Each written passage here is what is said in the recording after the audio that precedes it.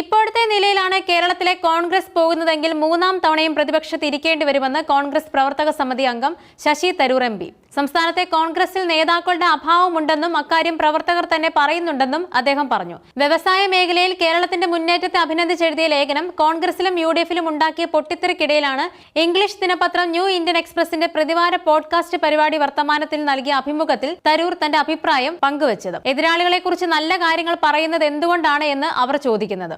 അവർ നമ്മുടെ എതിരാളികളാകാം, പക്ഷേ നല്ല കാര്യങ്ങൾ ചെയ്താൽ അഭിനന്ദിക്കണമെന്നാണ് തരൂർ പറയുന്നത്.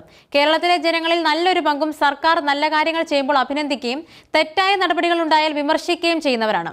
ഞാൻ പങ്കുവച്ച അഭിപ്രായങ്ങൾക്ക് ഇതുവരെ പൊതുജനങ്ങളിൽ നിന്നും മോശം പ്രതികരണം ഉണ്ടായിട്ടില്ല. എന്നാൽ എന്റെ പരിപാടിയിൽ അതുണ്ട്. കോൺഗ്രസിന് എന്റെ സേവനം ആവശ്യമില്ലെങ്കിൽ വേണ്ടെന്ന് വെക്കാം.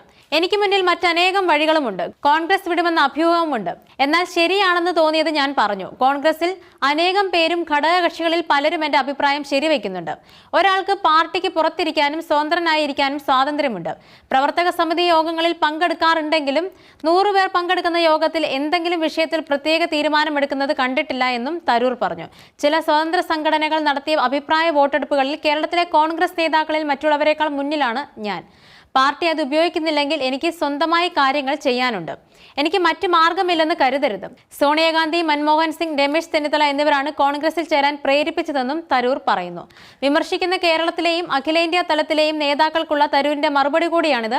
3 വർഷമായി രാഹുൽ ഗാന്ധിയെ കാണാൻ സമയം ചോദിച്ചിട്ട് കിട്ടിയിട്ടില്ലെന്നും അദ്ദേഹം നേരത്തെ പറഞ്ഞിരുന്നു. കോൺഗ്രസ് മൂന്നാമതും പ്രതിപക്ഷത്തിരിക്കേണ്ടി വരുമെന്ന് പറഞ്ഞ ശശി തരൂരിനെതിരെ AICC ജനറൽ സെക്രട്ടറി KC വേണുഗോപാലിന്റെ ഒളിയമ്പ്. കേരളത്തിൽ ഇപ്പോൾ ചില രാജദാസന്മാർ ഇറങ്ങിയിട്ടുണ്ടെന്നും രാജാവിനെ തൃപ്തിപ്പെടുത്താൻ കൊട്ടാരത്തിലെ വിദൂഷകരെ പോലെ അവർ പാട്ട് പാടുമെന്നുമാണ് തരൂരിനെ ലക്ഷ്യമിട്ട് KC വേണുഗോപാലിന്റെ പരിഹാസം.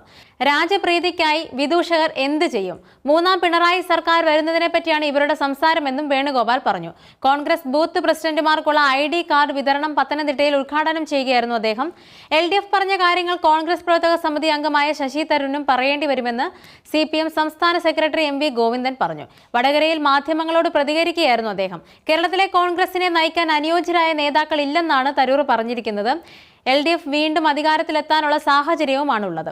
ജനജീവിതവുമായി ബന്ധപ്പെട്ട പ്രശ്നങ്ങളിൽ നിലപാട് സ്വീകരിക്കാൻ കോൺഗ്രസിന് സാധിക്കുന്നില്ല.